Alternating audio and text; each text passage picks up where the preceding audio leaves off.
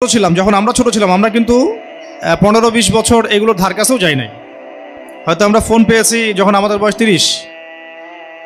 At least একটা সময় পর্যন্ত আমাদের সেলটা ডেভেলপ হওয়ার সুযোগ পেয়েছে।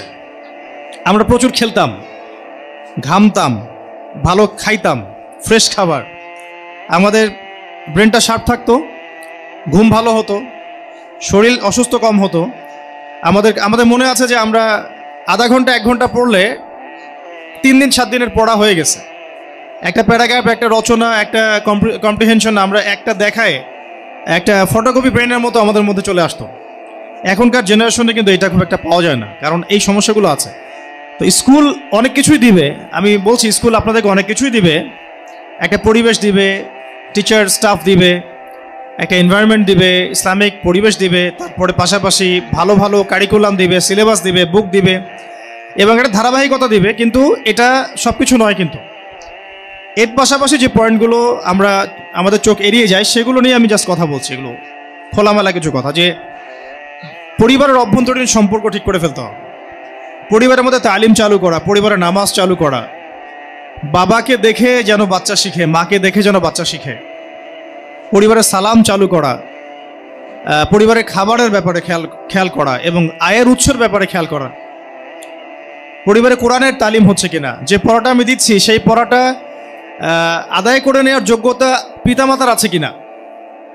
মানে একটা সূরা হয়তো পড়ানো হয়েছে, এটা বাচ্চা বিশুদ্ধ করে পড়তে পারছে কিনা এটা যাচাই করার জন্য তো আপনাকেও বিশুদ্ধ করে জানতে হবে এটা পিতামাতা জানে কিনা। তার পাশাপাশি এই বিষয়গুলো, হাইজেনিক পরিবেশ আছে কিনা, পরিষ্কার পরিচ্ছন্ন কিনা, সে ছোটবেলা থেকেই ভালো খাবার খাচ্ছে কিনা, ভালো সঙ্গ পাচ্ছে কিনা, খেলছে কিনা, ঠিকমতো ঘুম হচ্ছে কিনা, এই প্রত্যেকটা বিষয়ে একজন বাচ্চার মেধার বিকাশের জন্যে সম্পৃক্ত। এবং আপনারা দেখবেন খেয়াল করে যে যারা আজ পর্যন্ত বড় বড় জায়গায় গিয়েছেন তাদের শৈশবটা কিন্তু খুবই দুরন্ত ছিল, প্রাণবন্ত ছিল এবং উপযুক্ত পরিবেশ ছিল, উপযুক্ত খাবার ছিল, পারিবারিক বন্ধন, হৃদ্যতাপূর্ণ বন্ধন ছিল। তারা কিন্তু আজকে অনেক বড় হয়েছেন। আজকের আমাদের এই বস্তুবাদী সভ্যতা অনেক কিছু দিয়েছে, ডিভাইস দিয়েছে, কার্টুন দিয়েছে, ইন্টারনেট দিয়েছে, ফোনের মধ্যে একটা বন্দি জীবন দিয়েছে, অনেক কিছু দিয়েছে, কিন্তু ইন্টারনাল বন্ডিংগুলো নষ্ট হয়ে গেছে। আমাদের ইভেন স্বামী স্ত্রীর বন্ডিংগুলো নষ্ট হয়ে যাচ্ছে। পিতার সাথে বাচ্চার খুব একটা দেখা হচ্ছে না, মায়ের সাথে বাচ্চার ইন্টারাকশন ভালো হচ্ছে না, বাচ্চাকে মানুষ করছে কাজের মেয়ে, অনেক বিষয় আছে। এই পুরো বিষয়গুলো যখন একসাথে হবে তখন একটা আদর্শ পরিবারও যেমন গড়ে উঠবে ইনশাআল্লাহ, আমাদের বাচ্চাদের ভবিষ্যৎটাও ভালো হবে ইনশাআল্লাহ। এটা একটা মৌলিক কিছু কথা আমি মাথায় নিয়েছিলাম আপনাদেরকে বলার জন্যে। আর বাকি আমাদের ভিশনটা হচ্ছে কমপক্ষে প্লে থেকে নিয়ে ক্লাস 10 পর্যন্ত রংপুরে এই ট্রাইলিঙ্গুয়াল সিলেবাসটাকে লঞ্চ করা এবং এটাকে বাস্তবায়ন করা। তো এটা একটা সময় সাপেক্ষ প্রজেক্ট। তাই যাদের এবার প্রথম বছর আমাদের স্কুলে, তাদের ধৈর্যটা একটু বেশি ধরতে হবে। কারণ আমি একটা এক্সাম্পল দিলে আপনারা বুঝতে পারবেন, যে ধরেন আজকে আমাদের স্কুলে 100 জন বাচ্চা ভর্তি হয়েছে, তার মধ্যে 90 জন বাচ্চা এসেছে অন্য স্কুল থেকে। কেউ আমাদের স্কুলে এসে 3-তে ভর্তি হয়েছে বা 2-এ বা 1-এ, যারা আমাদের স্কুল প্লে থেকে পড়ে নাই, আমাদের স্কুলে প্লে নার্সারি কেজি থেকে পড়ে নাই। তখন আমাদের স্কুলের ক্লাস 2-এর যে সিলেবাস, সেই সিলেবাসটা তার হজম করতে বা বুঝতে কিন্তু অনেক কষ্ট হবে। কারণ আমাদের স্কুলে প্লে থেকে বাচ্চাদেরকে কোরআন শেখানো হচ্ছে এবং সে নাজেরা শিখে ফেলছে মাশাআল্লাহ ক্লাস 1-এর লেভেলে গিয়েই। ক্লাস 2-এর লেভেলে গিয়ে সে কিছু কিছু হিপস করা শুরু করছে। এখন একজন বাচ্চা যে অন্য স্কুল থেকে এসেছে, যার এই যোগ্যতা হয় নাই, সে যখন আমার স্কুলে ভর্তি হচ্ছে, আমাদের স্কুলে ভর্তি হচ্ছে, মানে আমরা খুব বিপাকে পড়ছি আর কি। তাকে যদি আমরা ওই লেভেলেই দিয়ে দেই, হিপসের লেভেলে, সে কখনোই পারবে না, কারণ সে এখনও আলিফ বা তাসাই পড়তে জানে না। তখন আমাদেরকে বাধ্য হয়ে আবার 2টা সেকশন খুলতে হলো, যে কারা কারা কোরআন তেলাওয়াত করতে পারে, কারা পারে না। এটাকে কেন্দ্র করে আমাদের সকালে 1.5 থেকে 2 ঘন্টা আলাদা সেশন করতে হচ্ছে। এই যে একটা সমস্যা, এই সমস্যাগুলোকে কভার আপ করতে আমাদের আরও মিনিমাম 2-3 বছর সময় লাগবে। একটা লেভেলে যাওয়ার পরে তখন আমরা পার্থক্য করতে পারবো যে সবাই সব ক্লাসের সিলেবাস মানে অ্যাবজর্ব করার মতো যোগ্যতা অর্জন করেছেন। এই জায়গায় গার্ডিয়ানদের আমি ধৈর্যের নসিহাত করতে চাই, একটু ধৈর্য ধরতে হবে এবং পড়াশোনার ব্যাপারে বাসায় বাচ্চার হোমওয়ার্কটা আদায় করার চেষ্টা করতে হবে, এবং সেই হোমওয়ার্কটা আদায় করার জন্য আপনাকেও ওই অ্যারাবিকের যোগ্যতাটুকু অর্জন করতে হবে। এই জন্য আমরা আমাদের স্কুলের পাশাপাশি সেকেন্ড হাফে আপনাদের জন্য কোরআন শিক্ষার কার্যক্রম চালু করেছি, দিনিয়াত শিক্ষার কার্যক্রমগুলো চালু করেছি, পাশাপাশি মা বোনদের জন্য চালু করা হয়েছে আলহামদুলিল্লাহ। ঈদের পর থেকে এটা আরও বেশি প্রচারণায় যাবে ইনশাআল্লাহ তাআলা। আরেকটা বিষয় হলো যে আদব। আমরা একটু লক্ষ্য করছি যে আমাদের অনেকের মধ্যেই, স্টুডেন্টদের মধ্যেই অন্য স্কুল থেকে যারা পড়ে আসছে তাদের মধ্যে আদবের কিছু ঘাটতি দেখা যাচ্ছে, কারণ তারা ওই এনভায়রনমেন্টটা কখনো পায় নাই যে এনভায়রনমেন্টে তাদেরকে ইসলাম শেখানো হয়। এই জন্য তাদের ব্যাপারে আমাদের টিচারদেরকে আমরা বলবো যে একটু সবর করতে হবে। অনেক টিচারকে আমি পার্সোনালি বলেছি এবং এখন আমভাবে বলছি, স্টুডেন্টদের এই চাঞ্চলতা, দুষ্টামি, তাদের ইসলামিক নীতি নৈতিকতা, আদবের যে ঘাটতি, এই ব্যাপারটাতে শিক্ষকদেরকে অনেক বেশি সবরের পরিচয় দিতে হবে। এটা টিচারদের ব্যাপারে আমার একটা নোট ছিল বলার মতো। আর আমাদের মা বোনদেরকে একটা কথা বলবো যে বাবারা বেশিরভাগ সময় দেখা যায় ঘরের বাইরে থাকেন, জব সেকশনে থাকেন। তাই এই যে কথাগুলো আমি বললাম, ইসলামিক প্যারেন্টিং, বাচ্চার হোমওয়ার্ক চেক করা, তার ইসলামিক নৈতিকতা, তার খাবার, তার ঘুমানো, এই যে ওভারঅল সব বিষয়, এই বিষয়গুলোর জিম্মেদারির বেশিরভাগই মা বোনদের উপর বর্তাচ্ছে। যেহেতু বাবারা বেশিরভাগ সময় বাড়ির বাইরে থাকছেন, বাবাদের উপর বর্তাচ্ছে না এমন নয়, বিষয় বর্তাচ্ছে, কিন্তু যেহেতু চাকরি, ব্যবসা, রিজিক সব কিছু চাপ থাকে পিতাদের উপরে, এই জন্য আমাদের মা বোনদেরকে এই বিষয়ে বেশি অ্যাক্টিভ থাকতে হবে এবং পিতাদেরকেও বাচ্চাদেরকে, পরিবারকে সময় দিতে হবে। এবং সময় দেওয়ার জন্যে রমজান একটা উপলক্ষ হতে পারে, সামনে ঈদ একটা উপলক্ষ হতে পারে। প্রতিদিন অন্ততপক্ষে আধা ঘন্টা 1 ঘন্টা করে ঘুমানোর আগে হলেও বাচ্চাদেরকে সময় দেয়া, তাদের সাথে একটু ইন্টারেক্টিভ থাকা। আর যত বেশি আমরা বাচ্চাদেরকে সময় দিব তত বেশি আমাদের বাচ্চারা আমাদেরকে বন্ধু মনে করবে। আর যত বেশি আমরা তাদের থেকে ডিস্টেন্স মেনটেন করব, তখন দেখা যাবে তারা এমন সার্কেলে মিশছে, এমন কাউকে বন্ধুরূপে গ্রহণ করছে যেটা ইন ফিউচার আমাদেরকে ভোগাবে। আর কিছু বিষয় আছে নোটস, এটা একটু অ্যাডাল্ট কথা, তারপর আমি বলতে চাই, যেহেতু এখানে গার্ডিয়ানরা আছেন। এখনকার যুগটা আর আজকে থেকে 30-40 বছর আগের যুগটাকে যদি আপনারা এক পাল্লায় মাপেন তাহলে ভুল হয়ে যাবে। এই যুগটা বেসিক্যালি পর্নোগ্রাফির যুগ, এই যুগটা বেহায়াপনার যুগ, বেপর্দার যুগ, এবং কোনো কোনো ক্ষেত্রে অবাধ যৌনাচারের যুগ, ফ্রি মিক্সিংয়ের যুগ। সব জায়গাতেই আমরা হয়তো বাইরে মুসলিম লেভেল নিয়ে আছে ঠিকই, কিন্তু আমরা জানি যে আমাদের ইন্টারনাল যে সোল, এটা কিন্তু করাপ্টেড হচ্ছে ডে বাই ডে এগুলোর মধ্য দিয়ে। তো আল্লাহর ওয়াস্তে এগুলোকে নেগলেক্ট না করা, এই বিষয়গুলোকে নেগলেক্ট না করা, এবং আমাদের বাচ্চারা আমাদের চেয়ে দ্রুত বড় হচ্ছে, আমাদের মেয়েরা আমাদের চেয়ে দ্রুত বড় হচ্ছে, এবং আমাদের সমাজটা যেহেতু করাপ্টেড এবং প্রত্যেকটা সেক্টর করাপ্টেড, আমি আজকে শুধু টাচ করছি সামাজিক নীতি নৈতিকতা জায়গাটুকুই, এটা করাপ্টেড। পর্নোগ্রাফি ছড়িয়ে দেওয়া হয়েছে, ব্লু ফিল্ম সবার ফোনে, ইন্টারনেটে চলে যায়, অ্যাক্সেস পাওয়া যায়। অ্যাডাল্ট্রি চলে আসে কার্টুনের মধ্যে, মুভির মধ্যে, নাটকের মধ্যে, এবং সিনেমার মধ্যে, গানের মধ্যে। এই বিষয়গুলো লাগাম টেনে ধরতে হবে আপনাদেরকে বাসার থেকেই, এটা বাসা থেকে লাগাম টানতে হবে, এবং আমাদের মেয়েদের ব্যাপারে খুব খেয়াল রাখতে হবে। বাসায় কাজিন ফ্রি মিক্সিংটা বন্ধ করে দেওয়া উচিত। আমাদের মেয়েরা 10 বছর বয়স হোক, 12 বছর বয়স হোক, তাদের দিকে আমরা যে দৃষ্টিতে তাকাই আর 10 জন মানুষ হয়তো সেই দৃষ্টিতে নাও তাকাতে পারে।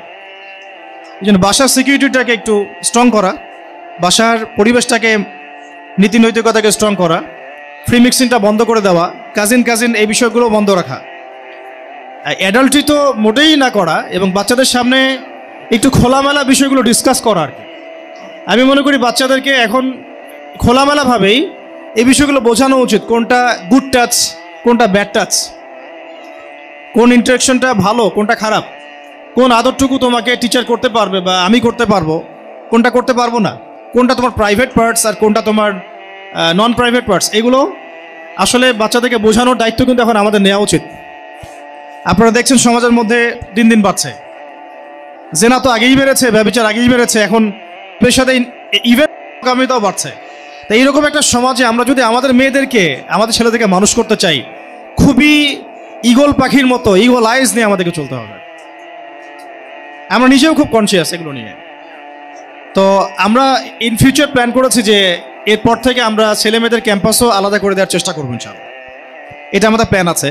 এখন আমাদের সাধ্য নেই বিধায় আমরা এটা করতে পারছি না। আর একটু বলে রাখি, এটা যেহেতু কথা প্রসঙ্গ চলে আসছে, যে আমাদের রংপুরে স্থায়ী ক্যাম্পাস করার ফিকির।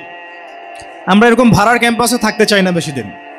আমরা চাই যদি আপনাদের মধ্যে বিত্তশালী যারা আছেন বা ইসলামিক মাইন্ডেড যে মানুষরা আছেন, যাদেরকে আল্লাহ পাক সামর্থ্য দিয়েছেন, তারা যদি সবাই হাত লাগান, আমরা রংপুর শহরে ইনশাআল্লাহ একটা পার্মানেন্ট ক্যাম্পাসের দিকে ফোকাস করতে পারি।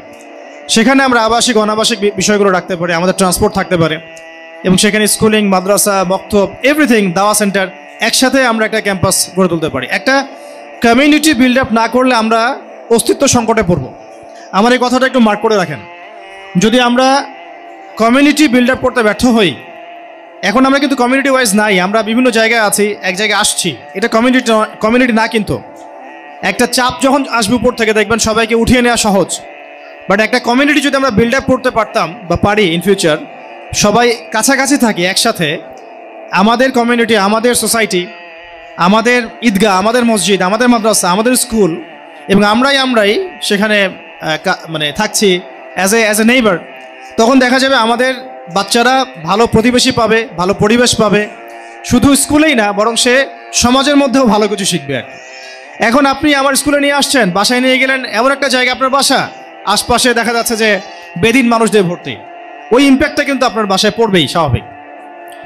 তো অনেক ফিকির মাথায় রাখা, আপনাদের সহযোগিতা আমি এখানে প্রত্যাশা করছি এবং কামনা করছি যে রংপুর শহর কেন্দ্রিক আপনারা লোকাল মানুষ একটু ফিকির করেন যে এরকম কোনো সোসাইটি গড়ে তোলা যায় কি না, এমন কোনো কমিউনিটি গড়ে তোলা যায় কি না, বা আমাদের এই স্কুলটাকে একটা পার্মানেন্ট ক্যাম্পাসের দিকে নিয়ে আসা যায় কি না, এবং আপনারা কিভাবে আমাদেরকে হেল্প করতে পারেন, এই আহ্বানটা আমি আপনাদের সামনে রাখতে চাই আজকে।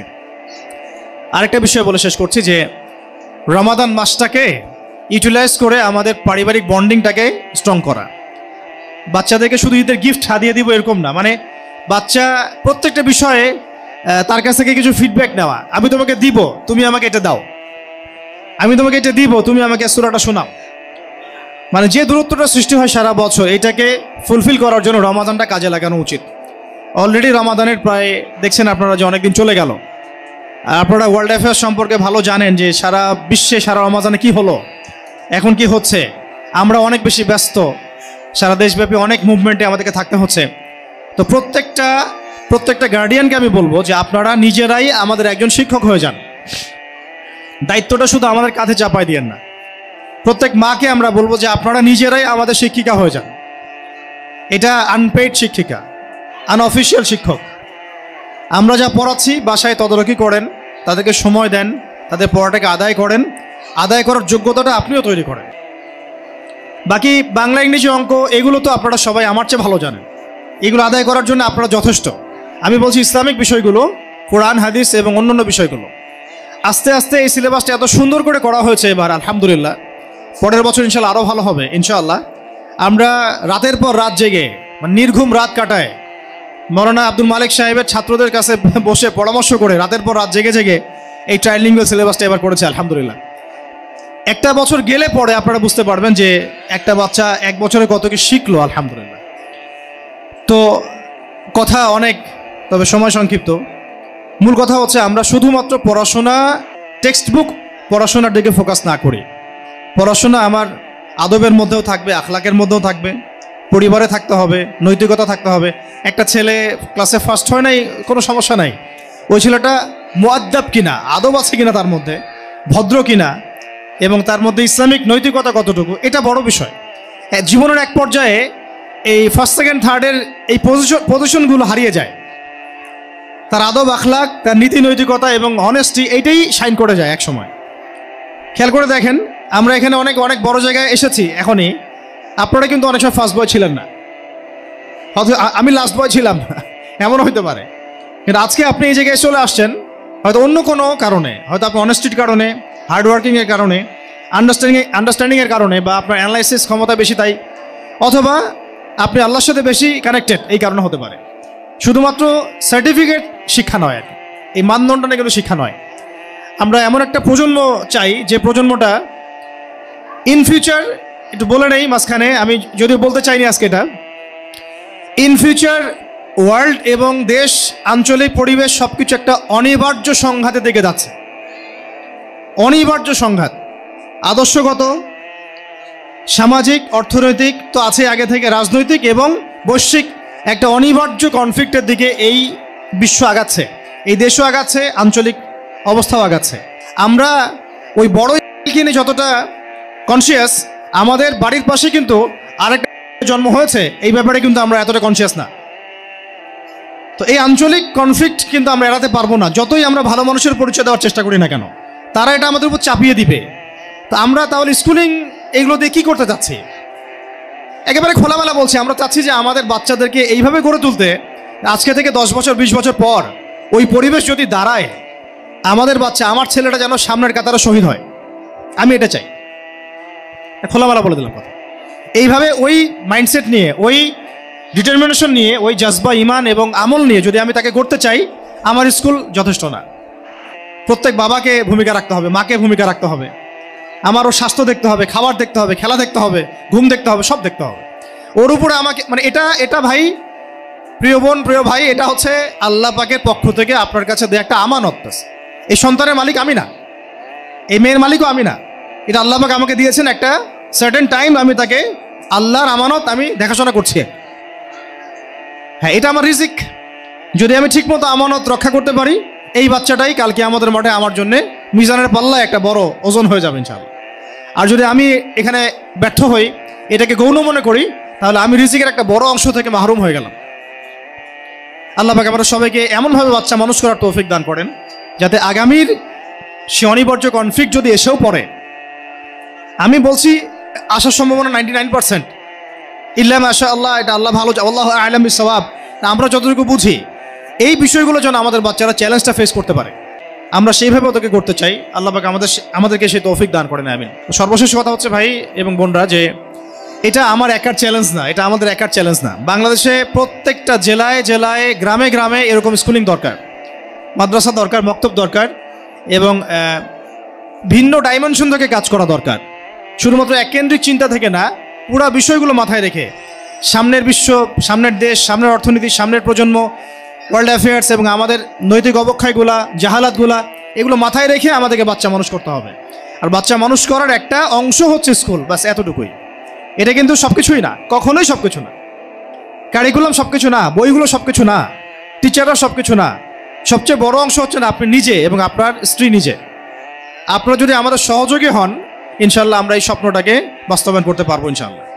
আর যদি মনে করি আমরা যে না, আমি তো প্রফেশনাল, আমি 1500 টাকা দিচ্ছি, আমি ওই সার্ভিসটা চাই, তাহলে এখানে আসলে ওই উদ্দেশ্যটা সাধন হবে না।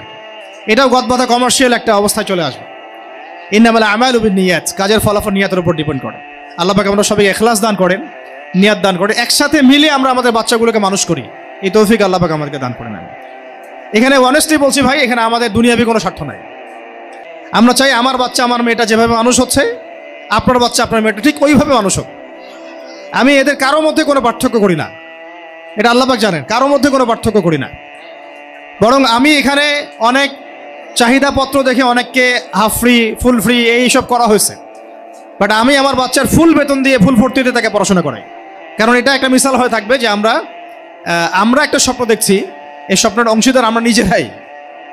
তো আপনারাও এই স্বপ্নে আমাদের সাথে হাত মেলান, হাতে হাত লাগান, দেখবেন ইনশাআল্লাহ 1 বছর 2 বছর যাক, একটু সাপোর্ট করেন, দেখবেন ইনশাআল্লাহ ওদের পরবর্তী যে ফিডব্যাকটা, এইটা আপনাকে মুগ্ধ করবে ইনশাআল্লাহ।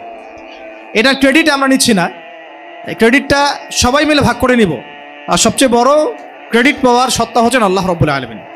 যদি আমাদের ইখলাস ঠিক থাকে, ধারাবাহিকতা ঠিক থাকে, আমাদের টিচাররা মাশাআল্লাহ, আমি দেখছি নিজের চোখে, তারা অনেক পরিশ্রম করছেন মাশাআল্লাহ, তারা বেহিসাব পরিশ্রম করছেন আলহামদুলিল্লাহ। আমি চাই তাদের এই পরিশ্রমটা মূল্যায়িত হোক, তারাও ধরে রাখেন, এবং ত্রুটি বিচ্যুতি নাই আমি এটা বলবো না, অবশ্যই আছে। এটা আপনারা সমালোচনা না করে, আমার মনে হয় গঠনমূলক সমালোচনার মধ্য দিয়ে আমাদেরকে ধরাই দিলে আমরা এটাকে ইজিলি সলভ করতে পারবো। যদি আমরা খোলামেলা আলোচনা, ডিসকাশন না করে এটা নিয়ে কানাঘষা করি বা নেগেটিভ মার্কেটিং করি, তখন আসলে আলটিমেটলি আমাদের এই প্রজেক্টটাই হ্যাম্পার হচ্ছে, আমাদের স্বপ্নটাই নষ্ট হচ্ছে। এর চেয়ে ভালো হয় আমরা খোলামেলা মাশওয়ারা করে ওগুলো সলভ করি, ইন্টারনালি সলভ করে নিয়ে তারপরে আমরা আরও ভালো ফিডব্যাক দেওয়ার চেষ্টা করি।